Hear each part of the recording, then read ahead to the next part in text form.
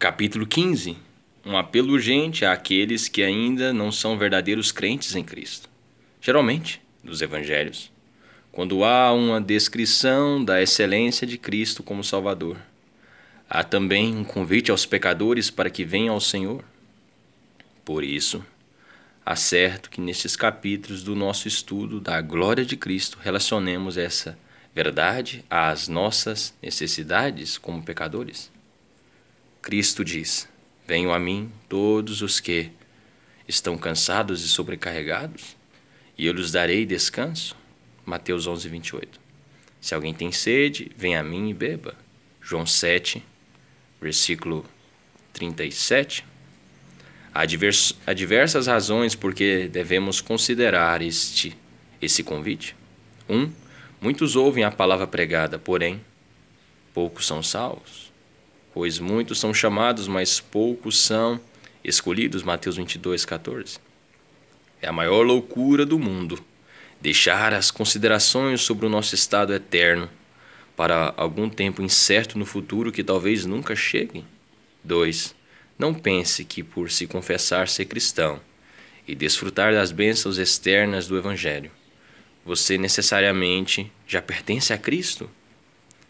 Você pode se comparar com outros e achar que é melhor do que alguns deles.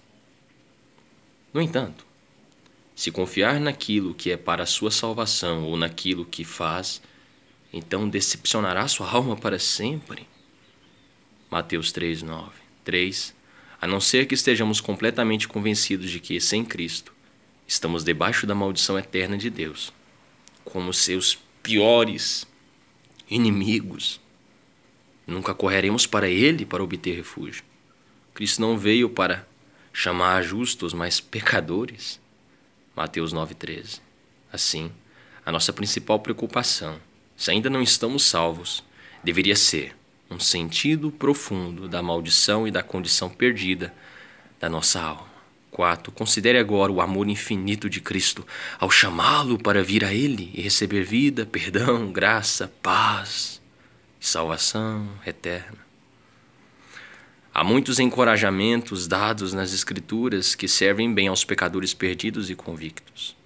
Jesus Cristo ainda se apresenta diante dos pecadores, chamando-os, convidando-os e encorajando-os para que venham a Ele.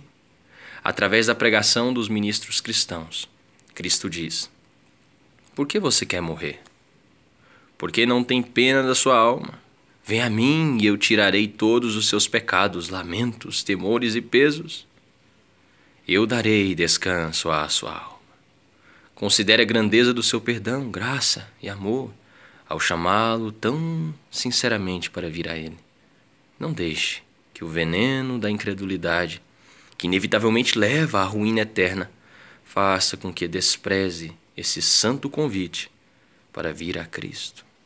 5. Talvez alguém esteja começando a vir a Ele e esteja com medo que Ele não receba, porque tem sido um grande pecador. Contudo, a mensagem do Evangelho diz que Cristo está pronto para receber qualquer pecador que se achegar a Ele. O Pai, o Filho e o Espírito Santo, os três, concordam que Cristo, o Senhor, está pronto para receber todos os pecadores que se achegarem a Ele.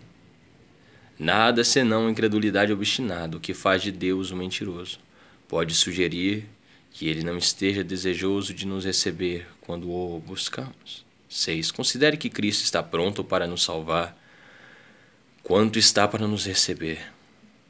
Ele não salvará um pecador incrédulo que não se arrependa de seus pecados.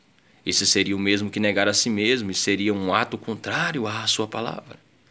No entanto, nada pode impedir o seu soberano, irresistível e grande poder de salvar aqueles que estão arrependidos. Foi-me dada toda a autoridade nos céus e na terra, e Ele usará esse poder para dar salvação eterna a todos quanto vierem a Ele. Mateus 28:18. Ele disse: todo aquele que o Pai me der virá a mim. A quem vier a mim eu jamais rejeitarei. João 6, versículo 37. 7. Pense com sinceridade, com seriedade, sobre um infinitamente sábio e gracioso Deus, cujo propósito é que seu perdão, amor, graça, bondade, retidão, sabedoria e poder pudessem estar em Cristo para a salvação de todos os que creem. Portanto, todo aquele que vem a Cristo pela fé está, por esse ato, honrando a Deus. Maior glória dada a Deus mediante a nossa vinda a Cristo pela fé do que se pudéssemos guardar toda a lei. Não se decepcione pensando que é de pouca importância se você vem a Cristo ou não. A sua recusa em agir assim é um ato de ódio contra Deus tão grande quanto a sua natureza é capaz de cometer. 8. Considere, prezado leitor, como por sua vinda a Cristo, ele se tornará seu num relacionamento mais chegado do que existe entre esposa, marido e filhos. Cristo está mais próximo dos crentes do que qualquer outro relacionamento pode estar.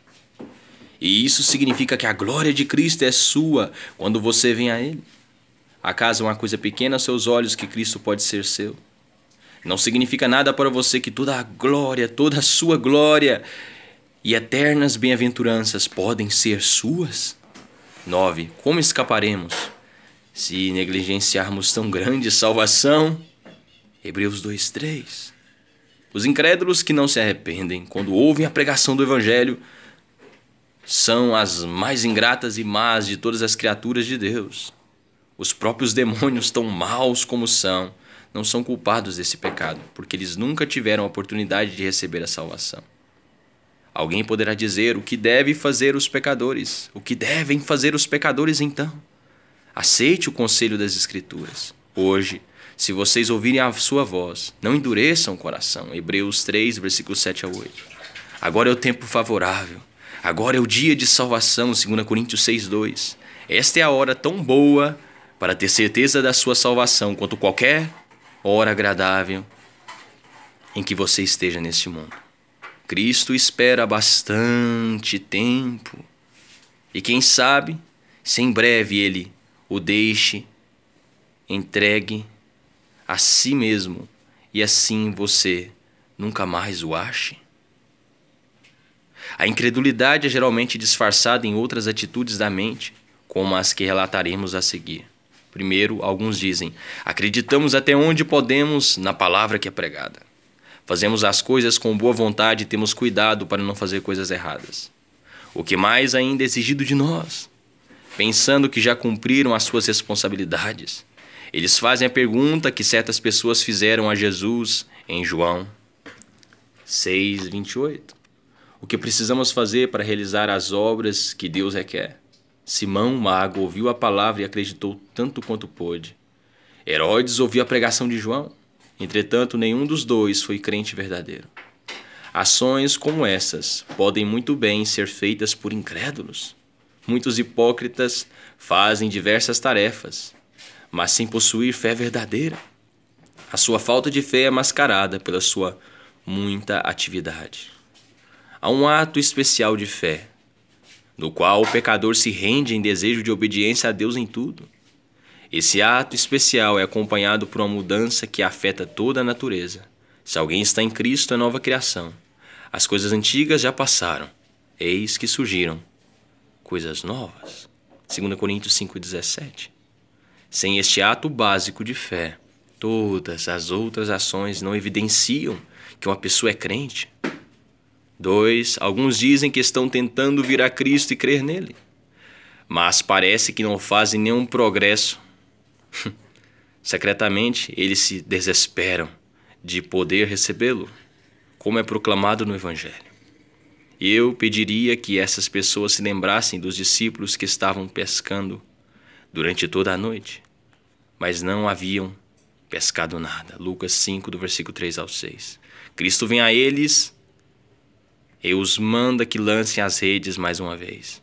Pedro lembra o Senhor de como eles haviam trabalhado em vão a noite toda, porém obedecendo à palavra do Senhor. Ele lança a rede e ela se rompe por causa do grande número de peixes que foi apanhado. Você tem ficado cansado e desapontado em seus esforços de vir a Cristo?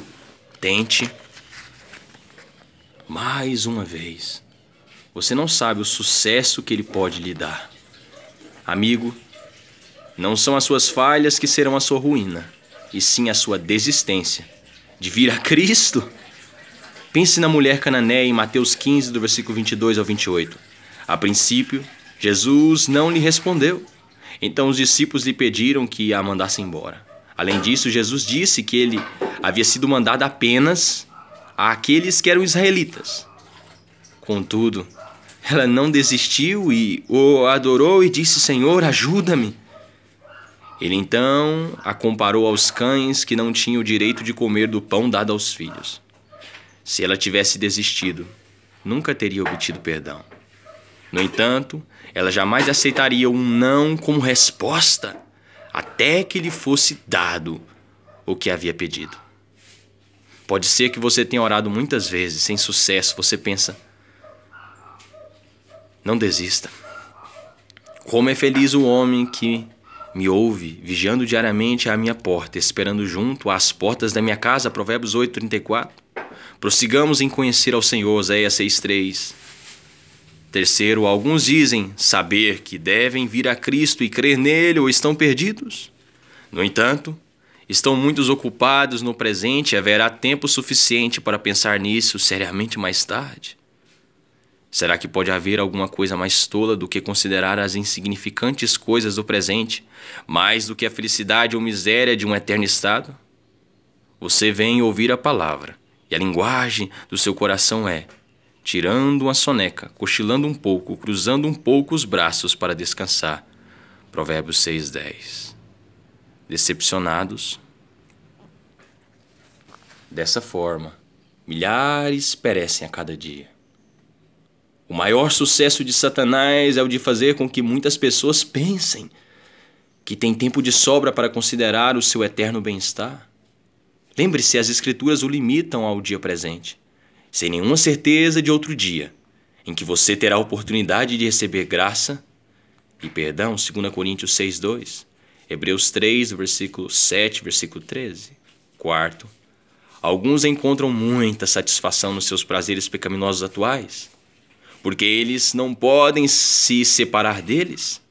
Se você é um desses, devemos lhe falar francamente, sem deixar nenhuma dúvida, que você não pode esperar perdão, uma vez que o seu coração esteja apegado a um só pecado sequer. É claro que você jamais estará perfeitamente livre da condição pecaminosa de sua velha natureza e se tornar um verdadeiro crente. Todavia, você vai amar a Deus ou ao mundo, Cristo ou Satanás, santidade ou pecado.